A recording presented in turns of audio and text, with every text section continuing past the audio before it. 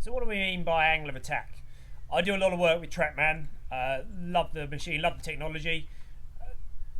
Huge amounts of the world's top players use it as well. It's a fantastic bit of equipment, which really takes the guesswork out of every phase of the improvement cycle. Starts off with analysis, takes the guesswork out of it. It's all fact-based assessment and improvements, and then obviously we can quantify at every stage.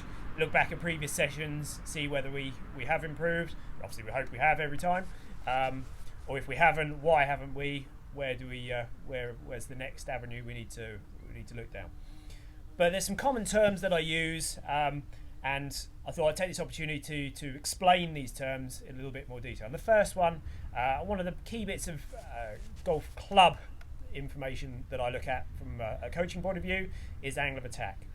And quite simply, what we mean by angle of attack is the angle that club is moving from as it made contact with the back of the ball. So on TrackMan, there's three possibilities. There's a positive angle of attack, a negative angle of attack, and a 0.0, so a neutral level angle of attack. So on TrackMan, what we're looking at is, for a negative angle of attack, is that club will be coming down on the ball. PGA Tour average for a 7-iron is about 4.5 degrees down on the club. So that means that club is moving 4.5 degrees down relative to the ground as it meets the back of the ball. So if I put a ball on our surface here, you can see as that club comes down, it catches ball and then a little bit of turf afterwards. And that's where we get our divots from. So ideally a good divot starts at the ball and then goes a little bit underneath the turf, takes a bit of the grass past the other side.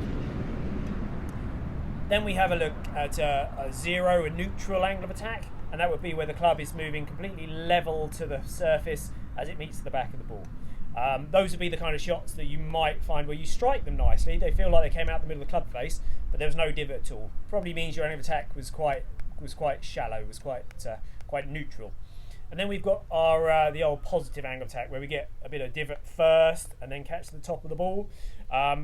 We'll find those are the kind of possible thin shots, possible fat shots. Definitely thins and definitely tops will generally be because we've had a positive angle of attack where the club is behind the ball, low point is behind the ball, so the lowest point of the arc is behind the ball, and then it's rising as it comes into the ball. And obviously if we catch right at the top of the ball, we get the top shots. There are some shots where we do want a positive angle of attack, but anything where we've got the ball on the ground, we're looking for a negative angle of attack. It'll range from something like a lob wedge, which would be my angle of attack are pretty standard. So a lob wedge, we're looking for something about sort of 6 degrees down, whereas your 3-wood off the ground or your hybrid would be pretty close, maybe 1 or 2 degrees down, pretty level to the ground. The one change to this is driver, where ideally we're trying to catch that ball on the up. As you can see, the ball's normally 2 or 3 inches off the ground, so we want to have that club rising.